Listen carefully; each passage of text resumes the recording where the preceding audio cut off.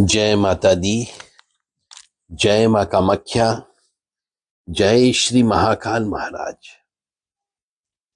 ज्योतिष रहस्य के अंतर्गत आज हम शनि मंगल के बारे में बात करेंगे। जैसा कि आप सब जानते हैं, देव राधा ट्रस्ट सत्यवाणी चैनल ज्योतिष सिखाने का कार्य करता है। हजारों व्यक्ति अभी तक ज्योतिष सीख करके, कुछ लोग उसमें से अपना व्यवसाय भी चलाना प्रारंभ कर दिया है। ज्योतिष विद्या से कमा करके घर परिवार को चला भी रहे हैं। यह एक शास्त्र है, ज्योतिष शास्त्र एक विद्या है। इसको सीख करके मनुष्य घर बैठे, बिना कोई दुकान लिए, बिना कोई ऑफिस लिए, बिना कोई किराया दिए अपना घर परिवार चला सकता है। तो जिस किसी भी मनुष्य को ज्योतिष सीखना हो, गहराई वाला ज्योतिष सीखना हो, रहस्यमय ज्ञान सीखना हो, तो आप देव राधा ट्रस्ट सत्यवाणी चैनल से संपर्क कर सकते हैं 7987237885 पर और 7649862712 पर व्हाट्सएप के माध्यम से आप अधिक जानकारी प्राप्त कर सकते हैं। यदि आप सीखने के लिए आते हैं तो आपको ज्योतिष से संबंधित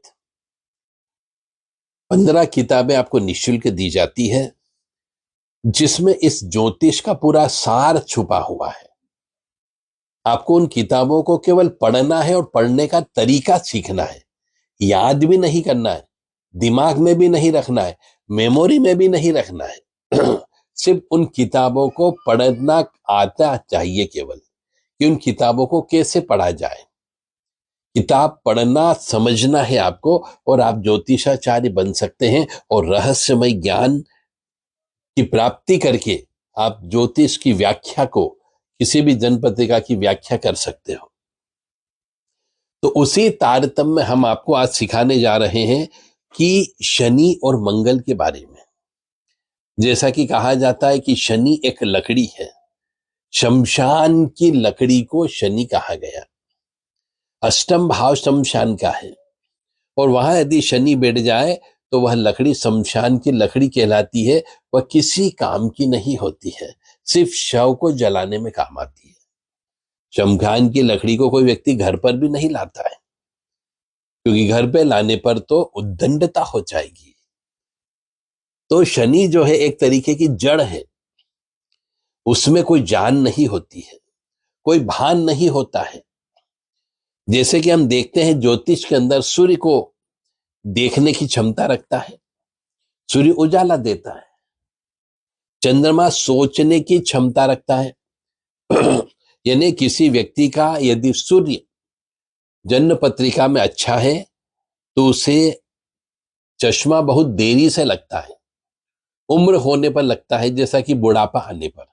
परंतु यदि किसी का सूर्य खराब हो जन्म पत्रिका में, तो उसको चश्मा भी जल्दी लग जाता है, ना आंखें जल्दी खराब हो जाती है। तो सूर्य जो है देखने की क्षमता रखता है, आंखों से संबंध रखता है। चंद्रमा जो है सोचने की क्षमता रखता है। यदि चंद्रमा खराब है तो मस्तिष्क की बीमारी हो जाती, मानसिक रोग हो जाता है, सोच नहीं पाता है, बुद्धि कमजोर हो जाती है। और यदि चंद्रमा अच्छा है तो वो अपने मन से बहुत अच्छे अच्छे क्रिएटिव वर्क करता है, अच्छी अच्छी पुस्तकें लिखता है।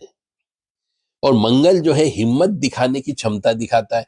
मंगल यानी कि सैनिक, मित्र, यानी साहस कह लीजिए आप। तो मंगल जो है हमेशा आपको हिम्मत को दिखाने की क्षमता प्रकट करता है।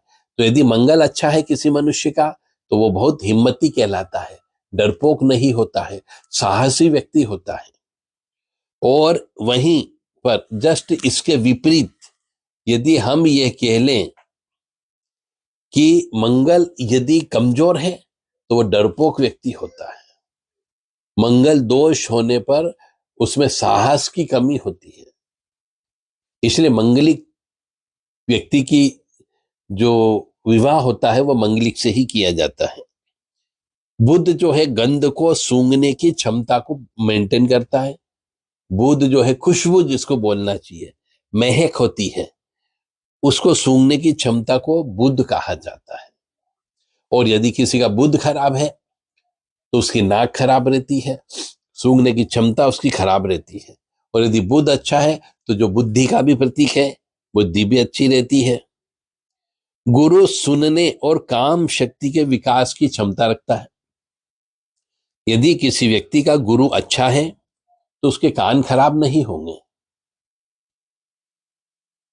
काम शक्ति यानी सेक्स, यदि गुरु अच्छा है तो उसकी सेक्स की पावर भी अच्छी होती है। और यदि किसी का गुरु खराब बैठा हुआ है तो वो उसमें सेक्स के मामले में उसे इलाज करवाना पड़ता है, गोली दवाई लेना पड़ती है। इसलिए गुरु अच्छा होना चाहिए। और गुरु खराब है तो कान की बीमारी अवश्य होगी होगी। और उसे ठीक करना हो तो कान में सोने के कुंडल पहनना चाहिए। इसलिए हमारे यहाँ स्त्रियों को कान में सोने की बाली, कुंडल वगैरह पहनाया जाता है।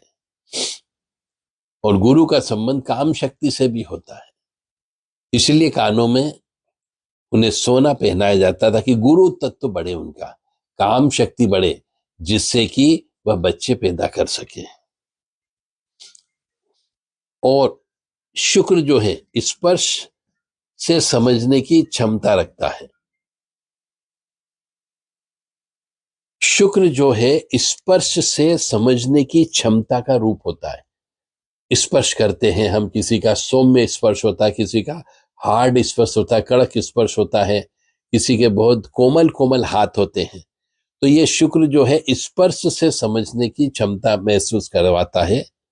तो शुक्र खराब यदि हो गया किसी का तो उसके यहाँ बच्चे पैदा होने में बड़ी दिक्कत जाती है, भौतिकवादी सुख नहीं मिलता उसे।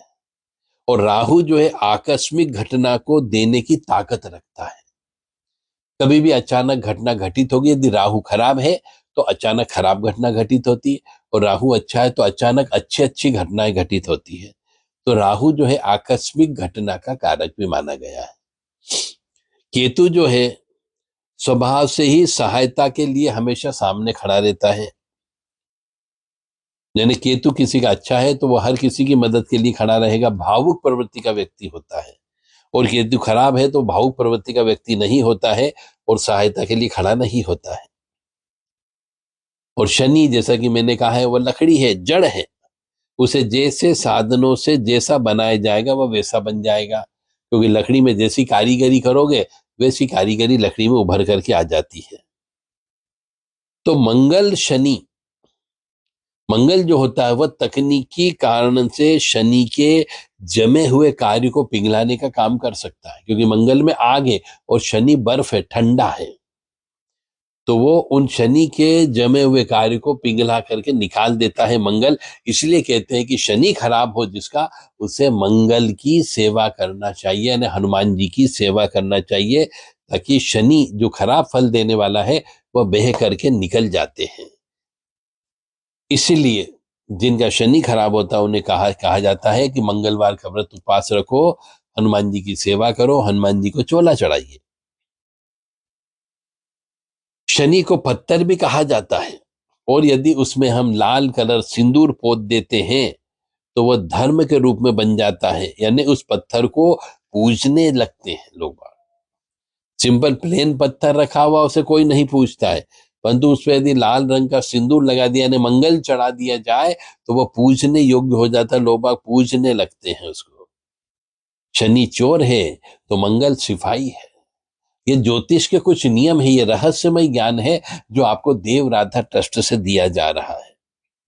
शनि अच्छा है तो आपको चोरी नहीं करवाएगा, और यदि आपका शनि खराब है तो आपके मन में चोरी की भावना उत्पन्न होगी।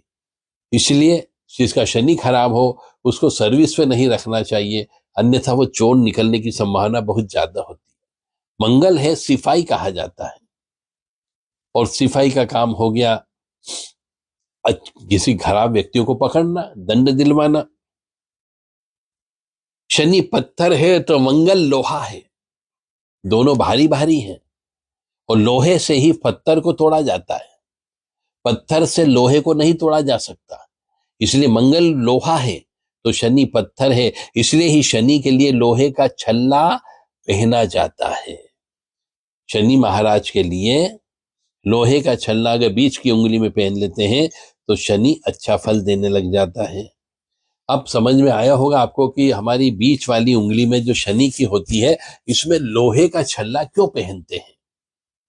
एक बार और बता देता हूं इसका कारण, कि शनि पत्थर है तो मंगल लोहा है, इसलिए ही उस शनि को दबाने के लिए शनि के लिए लोहे का छल्ला पहना जाता है, या शनि का दान भी लोहा कहा गया है।